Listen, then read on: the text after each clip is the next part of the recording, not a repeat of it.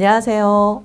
네, 안녕하세요. 네, 오늘 정혜래 가업승계 수석연구원 우리 이서진 연구원님 모셨습니다. 네, 안녕하세요. 네, 본인 소개 부탁드립니다. 네, 정혜래 가업승계 수석연구원 이서진입니다.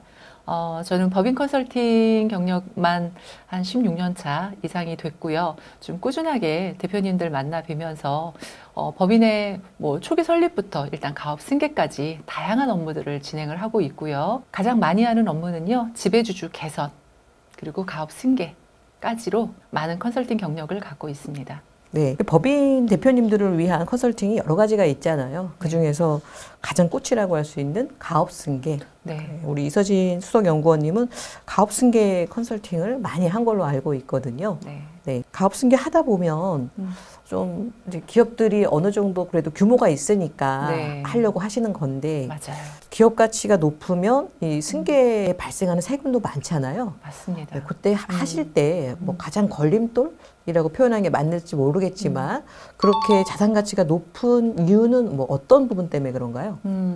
가장 이제 가업 승계를 걱정하시는 대표님들 찾아뵈면 일단 업력이 오래되셨죠. 그리고 이제 회장님, 1세대 회장님 또는 이제 또 승계를 받으신 회장님께서 지금 또 자녀분에게로 3세대로. 승계를 3세대로 고민하시는 회장님들도 많이 계세요. 이런 법인들의 가장 큰 특징, 업력만큼 이익들이 매년 남은 이익들이 쌓여 있다라는 거예요. 근데 이제 이게 주주에게 배당 처리되지 않은 미처분 이익 잉여금이라는 형태로 해서 재무제표상 굉장히 많이 쌓여 있는 경우가 있습니다. 실은 50억, 100억, 어떤 경우에 500억, 1000억 정도까지 쌓여 있으시고 이것이 형태가 실은 현금으로 보유를 일부를 하고 계시기도 하고 부동산으로 또 많이 가지고 계세요. 그래서 이걸 승계를 진행을 할 때 정말 다양한 솔루션들이 좀 필요하더라. 그래서 네. 그 부분을 좀 진행을 하고 있고요. 이 잉여금이라는 게 실은 많이 쌓여 있으면 법인의 재무 건전성도 좋고 실은 외형적으로는 굉장히 좋은 건데 이게 왜 문제냐. 네.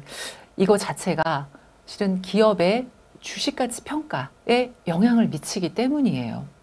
승계는 좀 상당히 부담스러운 자산이네요. 일단 승계를 할 때 실은 대표님들께서 자녀분이 들어와서 일을 하고 있고 대표이사 자리를 좀 주고 임원 자리를 주고 이러면은 승계가 진행된다고 생각하시는 경우도 있을 수 있지만 실제로 승계가 된다라는 의미는요, 대표님이 과다하게 가지고 있는 이 보유 주식을 자녀 세대로 이전되는 이 단계가 실은 승계 이전의 단계라고 보셔야 하거든요. 네, 승계가 경영권의 승계, 그다음에 자산의 승계 네, 두 개가 맞습니다. 다 되었을 때 네. 승계라고 할 수 있겠네요. 즉 그럴 경우에 실은 자산의 이전이라는 부분이 주식으로 이전이 되기 때문에 주식을 할 때 양도세, 그다음에 증여, 상속세에 대한 부분을 반드시 고려를 해야 하는 거잖아요. 그런데 이 잉여금이 많이 쌓인 법인일수록 그거로 인해서 주식 가치가 너무나도 많이 올라와져 있다라는 거죠. 여기서의 주식 가치는 세법상의 주식 가치. 맞습니다. 네, 우리 회사의 어떤 실질 가치라기보다는 네. 세금을 과세하기 위한 주식 가치다라고 이해를 하시면 될 것 같고요. 최근에는 대표님들이 그래 잉여금이 많으면 좋지 않대. 국세청에서도 안 좋아한대 등등 다양한 썰들이 있어요. 네. 근데도 정리를 못 하시는 것은 첫 번째가 세금인 것 같거든요. 예, 맞아요. 네. 그러면 이 대표님들이 걱정하는 이 세금은 도대체 이제 잉여금을 정리할 때 얼마나 들어가나요? 세금은 어쨌든 잉여금 정리하는 방법 중에요. 저희 이거를 잉여금 출구 전략이라고 말씀을 드리는데 방법은 여러 가지가 있을 수 있습니다. 첫 번째 이제 우리 법인의 구성 자체, 이 승계를 또는 이익금 환원을 염두에 둔 대표님의 존재가 법인의 그냥 대표이사만이냐 아니면 주식을 많이 보유하고 있는 주주의 입장이냐 네. 이 두 가지 부분을 같이 고려를 해야 하거든요. 네. 그래서 보편적으로는요 그냥 임원의 권리라고 표현합니다. 그래서 사내이사든 대표이사든 이렇게 경영을 하는 노동의 대가로서 받는 급여와 상여 그리고 그거 퇴직 시에 받는 퇴직금, 이 부분은 임원으로서의 권리를 행사를 하는 거고요. 그 다른 측면에서 대표님들이 법인을 설립하실 때 주식을 납부를 해서 이 법인을 납입자본금 5천만 원 또는 1억, 뭐 법인마다 뭐 2억 이렇게 해서 설립을 하시잖아요. 이 주주의 권리라는 거, 요 자본 거래를 통해서 잉여금 환원을 하고요. 그거를 통해서 가업승계에도 절세 전략이 가능해집니다. 네, 오늘 좀 핵심적으로 다룰 거는 아까 말씀하신 이제 주식을 보유한 네, 즉 네. 이제 오너 경영자들을 네. 대상으로 해서 좀 잉여금 출구 전략을 말씀해 주시면 좋을 것 같습니다. 네. 많은 대표님들이 급여 뭐 받아가시고 뭐 상여금 뭐 이런 거는 받아가시는데 이 주주로서의 권리 행사에 대해서는 좀 잘 모르시는 것 같아요. 잘 모르시기도 하고 아직까지도 정말 소극적 행위들을 하시는 경우들이 네. 정말로 많으세요. 안 그래도 지금 이제 결산 시즌이잖아요. 네. 그래서 문의하시는 분들이 배당을 문의를 하시는데 조금 규모가 있는 회사들은 배당을 막 20억, 30억 이렇게 하시더라고요. 네. 그래서 이제 포기하시고 그냥 반은 세금이다. 네, 맞습니다. 의료보험료까지 하면 뭐 60%다. 이렇게 포기하시는데 뭐 이 방법 외에 좀 세금을 좀 줄일 수 있는 그런 방법들이 있을까요? 있습니다. 네. 일단은 뭐 좀 전에 소장님께서 말씀하셨지만 급여는 실은 그 보수에 관련된 부분도 저희가 이 2월달, 3월달엔 대표이사의 보수 책정 관련 것도 굉장히 문의가 많으시거든요. 아, 그 말씀 나와서 저희 네. 지금 임원 보수들 지금 이제 규정 기존에 있더라도 매년 임원들은 다시 우리 네. 또 보수 계약서를 해야 되죠. 예, 맞습니다. 네, 금액도 정하고 네, 네. 대표님들 요것도 좀 참고하셔야 될 것 같고요. 그렇죠. 그거는 제 다른 영상에서도 네, 네. 대표이사의 급여, 네, 네. 적정한 보수에 관련된 영상도 있습니다. 네, 그걸 네. 참조해서 봐주시면 좋겠고요. 어쨌든 이 2월달, 3월달 작년에 결산을 하면서 올해의 나의 보수, 임원들 전체에 대한 보수 결정도 하시고 하는데, 그러니까 기본적으로 가장 많이 받는 급여는요, 어느 정도 규모가 있으시면은요, 요 근래에는 월 한 1,000만 원 정도는 받으시는 경우가 굉장히 많아졌어요. 평균이 월천은 받으시던데 네. 그 이상도 많으시고 그 이전에는 500만 원 정도가 맞아요. 네. 실은 훨씬 더 평균가에 근접했다면 최근에 저희가 만나 뵙는 대표님들은 월 1,000은 그래도 기본은 가지고 그렇죠. 가시더라고요. 그래서 월 1,000인 경우에는 급여가 연간 1억 2천입니다. 그거를 기준으로 한번 본다면은요. 월 1,000만 원일 때 내가 상여를 더 받거나 또는 배당을 받거나 이렇게 되면은 세금이 정말로 아까 말씀하신 대로 35%에서 40% 구간이 훌쩍 넘어가게 됩니다. 그리고 예를 들어서 지금 실은 뭐 2천만 원 현실적으로는요. 사업이 잘 되는 법인들도 아까 말씀하신 대로 2, 30억을 배당하는 경우들도 있겠지만 그냥 보편적인 매년의 행태를 보면은 세금 내는 거 싫어서 아까워서요. 2천만 원까지만 받으시는 대표님들이 오히려 저는 더 많다라고 봐요. 그러니까 10개 법인 중에 뭐 정말 많이 현실적으로 버는 것만큼 배당하는 경우가 한 2군데 정도. 나머지 분들은 한 35%, 40% 넘기기 싫어하시는 경우들도 많이 봅니다. 대신에 이제 의미 있는 잉여금을 환원한다라고 말씀을 드리자면 실은 1, 2억을 말씀드리는 건 아니에요. 그래서 6억 정도를 잉여금을 자본거래 또는 급여배당으로 해서 환원하는 경우에는요. 급여인 경우에는 그냥 딱 6억으로만 계산하면 약 40%입니다.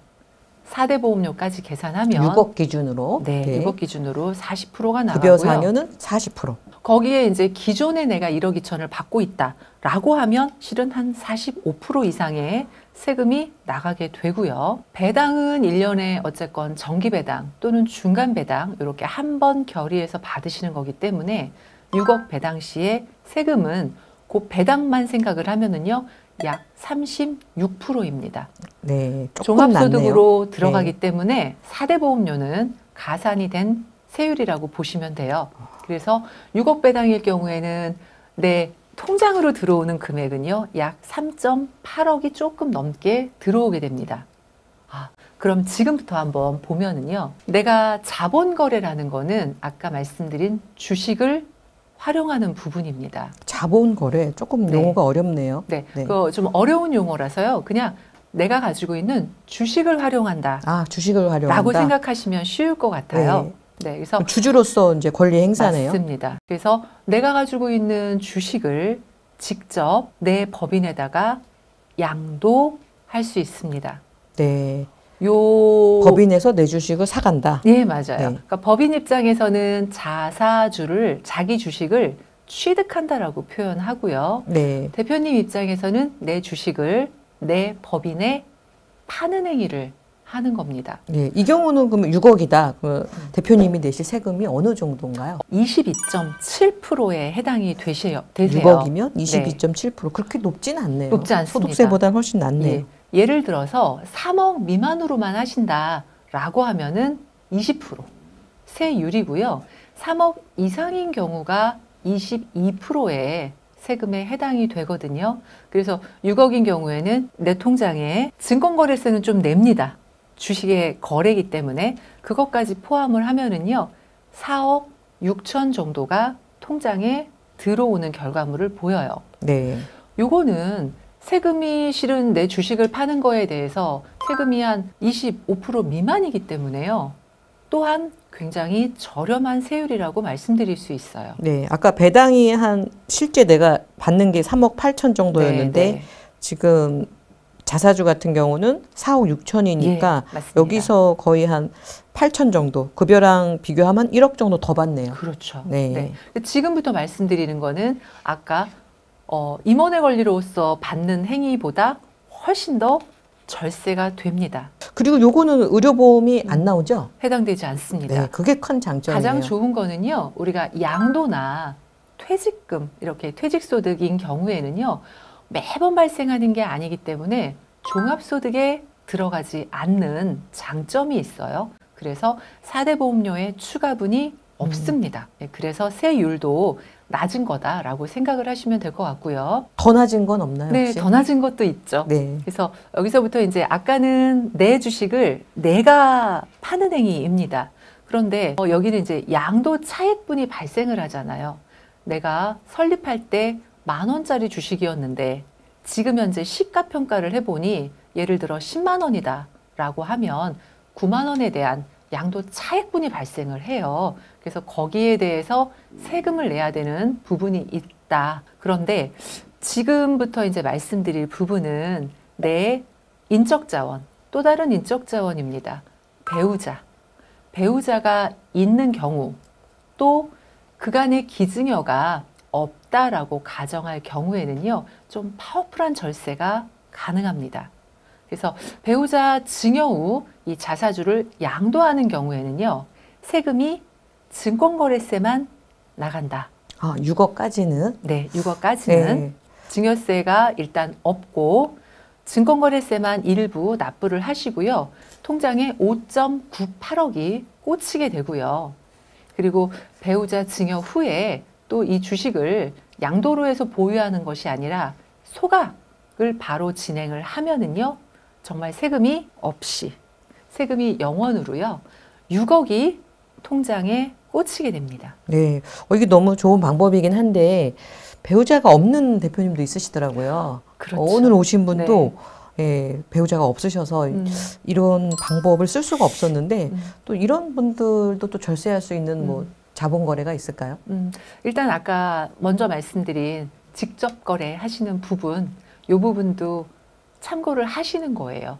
그래서 대표님께서 지금 기존의 세율 자체가 뭐 다른 사업소득이라든지 이런 부분들이 있을 때 40%가 넘는다라고 하셨으면요. 본인의 자사주 양도에 대한 부분도 좀 적극적으로 고려해 보실. 그래도 그거는 20%대인데 네. 아까 배우자 증여 소각은 세금 없다 그러셨잖아요. 네. 그렇게 좀 세금 없는 건 없나요? 세금 없는 것도 있습니다. 아, 근데 이제 모든 법인이 이거를 다 활용하는 건 아니기 때문에 제가 말씀을 지금 좀 안 드렸던 건데 네. 자본 환원이라고 할 수 있습니다. 아, 해당되는 법인은 네. 배우자가 없으셔도 배우자 할수 증여 있죠. 이미 썼어도 네. 세금 없이 할 수 있는 방법도 있다. 있습니다. 아, 예를 들어 지금 이제 자본금이 처음에는 2억이었다가 영업을 하시면서 증자를 좀 대출이라든지 신용평가라든지 입찰이라든지 이런 경우 때문에 증자를 좀 지속적으로 하셨던 법인인 경우에요.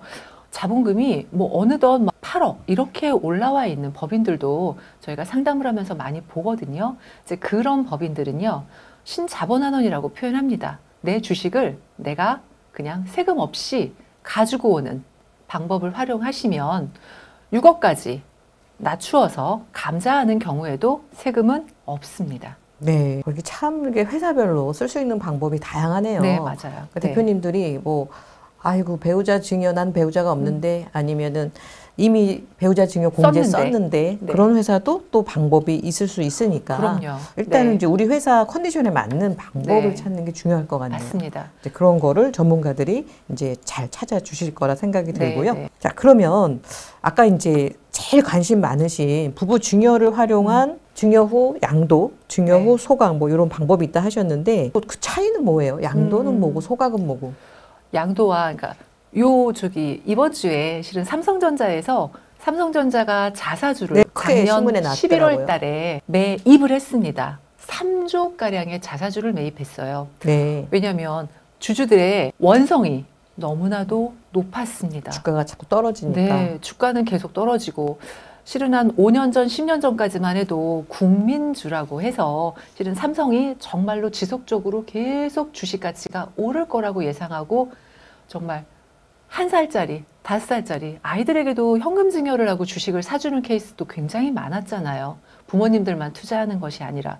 그런데 그 이후에 주가 부양이 안 되는 상태였고 해외 주식은 정말 천정부지로 올라가서 투자 수익을 많이 받았고 그래서 실은 삼성전자가 작년 11월 달에 자사주를 3조 규모를 매입한 것을 이번 주에 소각을 진행을 하는 거가 기사에 나왔습니다. 네. 소각은 말 그대로 소각 태운다. 주식을 왜 맞습니다. 태우는 거죠? 이 소각의 가장 큰 목적은요.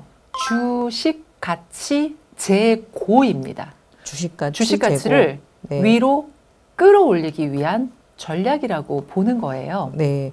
우리 그러면 이런 비상장 회사에서의 이런 소각은 주식 가치 관심보다는 네. 주주의 이익 환원에 더 관심들이 있으실 것 같은데 이런 비상장 중소기업은 결국은 이 소각을 통해서 주주들의 이익을 환원한다고 보면 될까요? 그렇죠. 왜냐하면 상장사 같은 경우는 우리가 이제 투자자 입장에서의 그냥 주주이잖아요. 그러면 주식 가치가 오르면 오를수록 투자자 입장에서는 높은 금액을 소각대금을 받는 개념입니다. 그런데 우리 지금 시청하시고 계시는 대표님들은 비상장 법인의 대표이자 법인의 재무관리도 해야 되는 입장이고요. 내가 주주로서 권리 행사를 할 수 있는 투자자의 입장이기도 하거든요. 복잡한. 네, 좀. 이게 두 가지의 이해관계가 같이 존재를 하는 한 거라고 분이? 봅니다. 내 한 몸이. 그래서 1차적으로는 이 이익금 환원 또는 뭐 소각이 주식 가치를 높이는 효과가 있잖아요. 그래서 높이는 게 좋은 회사도 있고요. 보유를 해서 아예 처분을 하는 다른 형태로 처분을 하는 게 좋은 법인들도 있고요. 또는 뭐 승계의 도움은 좀 그렇지만 이 소각을 함으로 해서 이익금 환원 내가 어떤 주택 매입이라든지 여러 가지 자금을 인출하고자 할 때는요. 그거에 대한 니즈에 맞도록 좀 인출하는 목적을 두시고서도 소각을 진행을 합니다. 네. 이제 수석연구원님 얘기를 들어보니까 엑시트할 수 있는 방법이 다양한데 회사마다 좀 적용할 수 있는 방법은 틀리네요. 다르게 왜냐하면 어떤 방법이 있다고 하더라도 그게 방송을 통해서 이 업체가 이렇게 해서 가장 효율성을 찾았다라고 저희가 사례도 말씀을 드리지만 그거는 각각 법인에 따라서 다르다라고 말씀을 드려요. 증여 후 소각이 나온 회사도 있고 그냥 증여 후 양도 네. 보유 목적에 그렇죠. 자사주가 나온 회사도 있고 네. 용어는 좀 복잡하지만 네. 그러니까 보유 목적은 자사주가 회사에 남아 있는 거고 소각 네. 목적은 아예 그 주식이 없어지는 거. 네. 근데 기업에 따라서는 보유하는 게 더 유리할 수도 있고 없애는 게 유리할 수도 있고. 네, 네. 왜냐 그 다음 단계에서 또 활용할 방법들이 맞습니다. 있어서 그럴 것 같아요. 네, 맞습니다. 뭐 승계를 앞둔 회사라든지 승계가 없는 회사 요거에 따라서 예. 방법을 달리 해야지 그렇죠. 회사의 이익이 커질 것 같다는 느낌이 들거든요. 네, 맞습니다.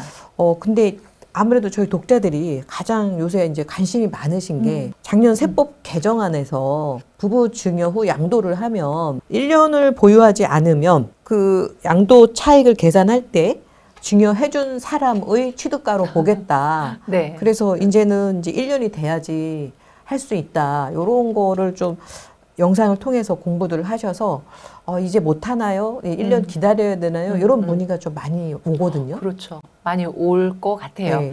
이 세법 개정이 23년도부터 세법 개정안으로는 올라가 있었거든요. 기존에는 이 양도세 2월 과세 규정이라고 표현을 합니다. 그래서 소득세법에 들어가는 규정인데요. 부동산만 규정에 해당이 됐었어요. 한 3년 전까지만 해도 부동산 이 증여 후 양도인 경우에 5년이었다가 세법이 개정되면서 10년으로 기한이 보유기간이 늘어났어요. 그런데 23년도부터는 주식에 관련된 부분이 이렇게 올라갔다가 실제로 실행이 25년도 1월 1일부터 증여 후 1년 보유기간을 꼭 해야만 취득가를 증여 시점으로 인정을 해준다라고 시행이 됐습니다. 작년에 이제 세법 개정안 나왔을 때 저희가 영상을 많이 네. 올렸고 네네. 많은 분들이 그래서 증여를 활용하셨잖아요. 네네. 근데 안타깝게도 알고리즘이 이 영상을 늦게 띄워드린 분들은 인제서야 그 내용을 들으시고 네. 나는 이미 늦은 거 아니냐. 근데 꼭 올해 돈이 좀 필요하다. 네. 이렇게 의뢰를 하신 분들이 많거든요. 많더라고요. 이분들 네. 어떻게 좀 방법이 없을까요? 방법 있습니다. 아, 그래요? 네, 대표님 방법 있습니다. 네. 아직까지는 지금 이 영상을 아직까지는 보시는 이미 세법은 아직까지는. 개정이 됐는데 네, 아직까지 기간이 그러면 뭐 얼마까지 네. 무한정하지는 않습니다. 네. 왜냐하면 우리가 이제 이 법과 시간 이 두 가지를 활용을 해서 대표님들에게 아직 기회가 남아 있다고 말씀을 드려요. 네. 끝난 게 아닌데 무한정 끝난 게 아닌 거는 아니죠. 이게 네. 부정의 부정이긴 합니다. 1차적으로 얘를 활용을 합니다. 증여 후 1년 보유 양도잖아요. 이 증여라는 것은요. 증여세 신고 기한이 실질적으로 증여 행위가 발생한 그 달 말일에 3개월 말일까지가 증여 신고 기한입니다. 아, 네. 거기까지만 제가 네. 자세하게 또 이야기하면 또 저희 영상을 또 네. 국세청 관계자도 보시는 분들이 있으시더라고요. 좀 그럴까요? 네, 그래서 많이 조심스러워서 어쨌든 방법은 있다. 네. 지금 자사 부부 간에 6억 증여를 한 번도 나는 안 썼는데 네. 올해 좀 돈이 필요하고 올해 주택도 많이 값이 떨어진다는데 꼬마 빌딩도 떨어지는데 좀 자금 좀 마련하고 싶다라고 네. 하신다면 네. 빨리 연락을 주셔야 됩니다. 네, 한 달 안에. 네. 네, 한 달도 안 되죠. 네. 그래서 어쨌든 그 방법을 할 수는 있다. 네. 바뀌기 전으로 타임머신 타고 네. 갈 수 있다. 네, 할 수 네, 있습니다. 지금은. 하다고 하니까 네. 그렇게 진행을 하고 싶으신 분들은 좀 빠른 진행을 하셔야 될 것 같습니다. 전문가들과 빨리 한번 알아보고 내가 그것을 할 컨디션이 되는지 할 필요가 있을 것 같고요. 그럼에도 불구하고 우리가 한 3, 4년 전에 이 증여 후 소각에 대해서 네. 과세한 케이스가 있어서 네. 그 내용을 보고 좀 불안해 하시는 대표님도 있고 아예 그럼 이건 안 되는 거야. 불법이야. 하면 안 돼. 이렇게 잘못 알고 계신 분들도 있거든요. 네. 아직도 그렇게 말씀하시는 기장세무사님들도 있으시고요. 네. 요거에 대해서 좀 대표님들. 확실하게 알려드려야 될 것 같아요. 네. 요거는 정말 확실하다는 건 법적으로요. 대법원 판결. 대법원 판결. 네, 대법원 판결입니다. 왜냐하면 이 자사주에 관련된 부분이 실은 12년도부터 여러 케이스들이 발생을 하다가 실제로 18년, 19년, 20년 요때 정말로 많은 비상장 법인에서 활용들을 이익금 출구 전략으로 많이 하셨거든요. 그래서 이 부분이 국세청 정확하게 얘기하면 이제 그 중부청입니다. 그래서 국세청에서도 과세를 그러니까 종합소득세 부과를 해버린 케이스들이 있었고 네. 실은 논란의 여지들이 22년도, 23년도 여러 가지 말들이 많았습니다. 이런 게 이제 기획조사라고 하죠. 예, 맞아요. 네. 그래서 이 배우자 증여 후 이익 소각을 한 것을 이게 그냥 가장행위, 실질행위가 아니다. 뭐 이렇게 하고 직접 대표가 그냥 판 거다. 이래서 의제배당 소득세를 때린 거거든요. 네. 그래서 네. 갑자기 대표님 세금이 없는 줄 알았는데 세금이 많이 부인이 판 게 아니라 당신이 판 거다. 네, 네. 그러니까 그것도 이제 양도세가 아니라 배당소득세, 그렇죠. 네, 소각이니까 소각을 하셨기 의제배당이니까 배당소득세를 과세를 했군요. 네, 그래서 이제 그 부분에서도 실은 뭐 승소, 납세자가 승소한 케이스도 많고요. 그다음에 일부 또 패소한 케이스들도 있었습니다. 승소와 패소의 차이점, 뭐 어떤 부분 때문에 어떤 건 인정해주고 네. 어떤 건 인정을 안 해준 건가요? 여러 가지 케이스들이 정말 그 여러 판례들이 있었는데요. 대부분 어떤 경우냐면 배우자에게, 그러니까 대표님이 일차적으로 보유하고 있던 액면가 주식을 배우자에게 증여하고 법인에 양도하고 그리고 대금을 받았는데 그 대금이 다시 대표님에게로 와서 가지급금을 상환했다거나 대표님이 그 자산을 유용하신 경우 요 경우에는 패소한 경우들이 몇 건들이 있었고요. 그러니까 팔기는 배우자 증여받은 사람이 팔았는데 돈은 증여해준 사람이 쓴 거네요. 맞아요. 이제 그런 경우에 매우 위험하다. 예, 그거는 위험합니다. 그래서 요거는 패소한 케이스들이 많고요. 그렇지 않고 똑같은데도 이 과정은 동일한데 받은 배우자가 본인 이름으로 자산을 형성을 했다거나 본인이 사용한 경우 얘는 다 승소했습니다. 네. 네. 그래서 요게 이제 2022년도, 23년도 그래서 뭐 1차 그다음에 상고 가서 24년도 정말 마무리가 일단락 됐다라고 봅니다. 그래서 24년 네네. 9월 10일 지금 갖고 온 자료를 보니까 우리 수석연구원님 대법원 판결 2024년 9월 12일 얼마 안 됐네요. 네, 작년 9월 12일입니다. 네, 그래서 대법원에서 아예 이거는 더 이상 이제 갖고 오지 마라. 네, 그래서 이제 그 판결문에 어떻게 되어 있냐면 원심의 요지는 어쨌든 형식적인 행위라고 볼 수 없다라고 원심이 있는 것을 오케이를 한 거예요. 그래서 배우자 주식 증여로 인한 절세라는 결과만을 보고 이 사건 증여 및 양도가 실질이 없는 국세청에서 이렇게 본 거거든요. 실질이 없는 의제배당 소득, 회피 목적의 비합리적 거래라고는 보기 어렵다라고 했고요. 거기에 이제 하나는 배우자 증여재산 공제 한도를 이 납세자 입장에선 쓴 거다. 그렇기 때문에 실질 행위다라고 해서 국세청에 상고를 기각하고요. 납세자의 승소가 확정되었습니다. 네. 그렇다면 저희가 이 판결문에서 좀 대표님들이 이 판결문 사례를 통해서 좀 주의하셔야 될 거, 이익 소각이나 일반 자사주를 할 때 좀 알아두셔야 될 거, 뭐 이런 부분들이 있을까요? 네. 유의사항. 네, 맞습니다. 그러니까 여러 케이스들이 있다고 말씀드렸는데 실은 이게 이 행위, 배우자 증여와 이런 부분에 대해서는요. 의제 배당 소득세를 부과하는 부분이 발생을 하는 거고요. 그렇지 않고 자사주 취득 소각을 한 경우도 아예 가지급금으로 부인된 사례들도 있거든요. 배우자 증여가 아니더라도 이 케이스는 뭐냐면 상법상 절차의 오류인 경우에는요. 그냥 가지급금으로 다시 처분이 되는 케이스도 있습니다. 네. 네, 맞습니다.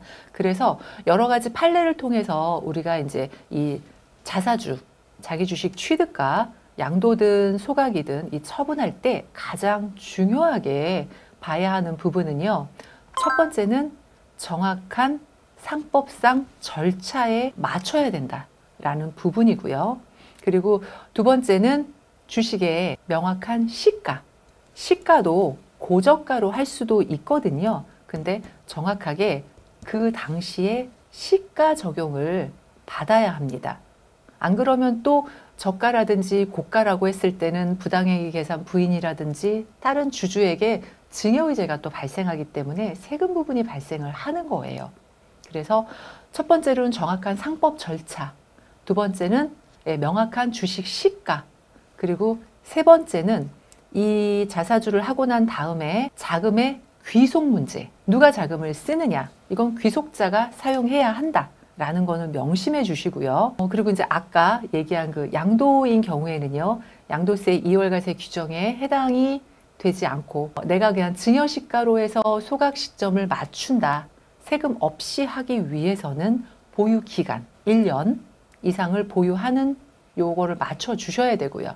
근데 실제로 소각인 경우에는 뭐 정확하게 말씀을 드리면 의제배당 소득세에 해당이 되고 이 명확한 양도가 아니기 때문에 실은 1년 보유 기간에 해당이 되지는 않습니다.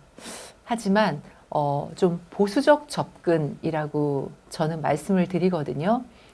소각인 경우엔 1년 보유가 뭐 법적으로 제재 사항은 아니지만 그럼에도 불구하고 조금 기간은 두셨다가 취득 후 하시는 거를 말씀을 드려요. 그리고 이제 요 절차상에 또는 보유 기간과 여러 가지 것들에 대해서 조심을 해 주시고 이런 것들을 정말 하자 없이 문제 없이 우리 법인에게 실행해 드릴 수 있는 경험이 많은 전문가 실행을 하셔야 된다는 거, 그리고 혹여라도 모르는 소명 요거에 대해서 철저한 대비 요거까지가 필요해질 것 같습니다. 네, 저는 이제 많은 그 자사주 사례를 통해서 이게 꼭 필요한 회사도 있지만 네. 또 잉여금 출구 전략이 다양한데 굳이 증여 소각을 쓰면 안 됐을 회사들이 또 한 케이스도 꽤 많더라고요.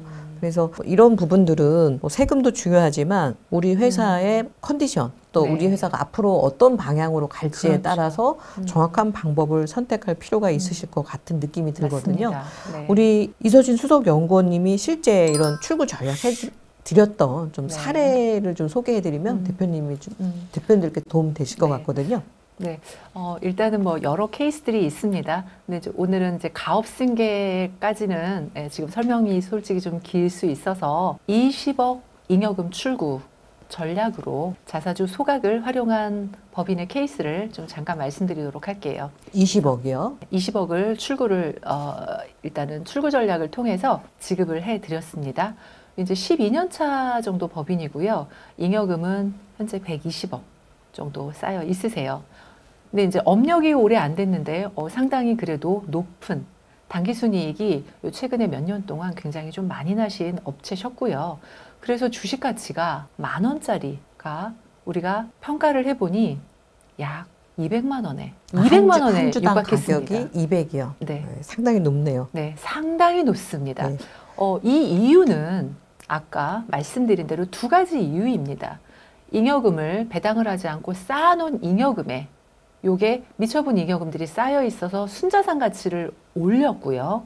또 한 가지는 손익가치가 이 법인은 굉장히 높게 평가가 된 거예요. 그래서 이 손익가치와 자산가치를 합산해서 평가를 해보니 200만 원이었습니다. 네. 와, 이런 경우에는요, 정말 몇 주만 움직여도 10주 움직이면은 2천만 원입니다. 20억이라고 그러셨는데 20억이면 통상 뭐 반이 세금이잖아요. 간접세까지 하면 네. 제가 좀 성급하겠지만 결과적으로 세금은 몇 프로? 결과적으로는요, 세금은 9%대. 9%대. 예, 약 9%로 이익금을 처분해드렸습니다. 20억인데 9%. 네. 그럴 수 있었던 이유는 다른 분이 오셔서 말씀을 하시기는요, 그냥 대표님의 주식을 거래를 해서 세금을 한 27% 정도 내시면 된다. 그거 실행하시면 좋겠다라고 말씀을 들으셨던 대표님이었어요. 근데 제가 찾아뵙고 일단은 배우자와 자녀 4분이 있었습니다. 인적자원이 우리나라의 국가에 애국하시면서 인적자원이 풍부한 대표님이셨고요. 그래서 배우자와 자녀들에게 모두 증여 후 소각하는 개념으로 이 부분을 실행을 했습니다. 배우자에게는 10억, 자녀분들에게는 각각 2억 5천씩 해서 20억을 받는데 세금은 20억 대비 9%로 끝난 케이스입니다. 네. 대표님이 더 알아보지 않고 그냥 했다 그러면 27% 세금을 낼 뻔했네요. 화가 나셨을 것 같습니다. 네. 지금 이제 세금도 많이 줄였지만 자녀들에게 이 자금 출처해 주는 게 또 의미가 있네요. 예, 그래서 해드렸어요. 예. 자녀들한테 이렇게 막 2억 5천씩 주려면 공제 5천을 빼더라도 2억이면은 거의 지금 한 3천 정도 증여세를 자녀가 또 내야 되는데 네, 맞습니다. 이런 부분에서 자녀 자금 출처까지. 네. 네. 왜냐하면 이제 계속 성장하는 법인이시기도 하고요. 또 가족법인도 지금 이미 설립을 했거든요. 그래서 가족법인 설립하고 그거에 대한 자금 출처에 대한 부분들도 있었고, 그리고 배우자인 이제 이사님께서 지금 이제 방배동 쪽에 주택을, 아파트를, 좀 고가의 아파트를 매입을 하고 싶은 마음이 있으셨어요. 네. 그래서 이 부분을 실행을 해드렸고요. 요 이익금 출구 전략 플러스 실은 관계법인을 만들어서 차등 배당도 올해부터 차근차근 매년 기본 6억씩 이 법인의 차등 배당도 함께 실행을 합니다. 역시 가업승계 전문가셔서 그런지 단순하게 뭐 잉여금 뭐 얼마 엑시 테라 이게 아니라 이걸 활용해서 승계 구도까지 네. 이제 잡아주셨네요. 네, 그렇죠. 그 자녀의 자금 출처가 실은 돼야지만 이 친구들이 나이가 들고 사회생활을 할 때쯤 3억 이상의 자금 출처가 돼야지만 실은 다른 어떤 자산을 또 증여를 받을 때도 또한 이게 증여세에 대한 부분을 본인이 부담할 수 있다라는 거. 요게 실은 가업승계의 또 첫 번째 단추이지 않을까라고 생각을 합니다.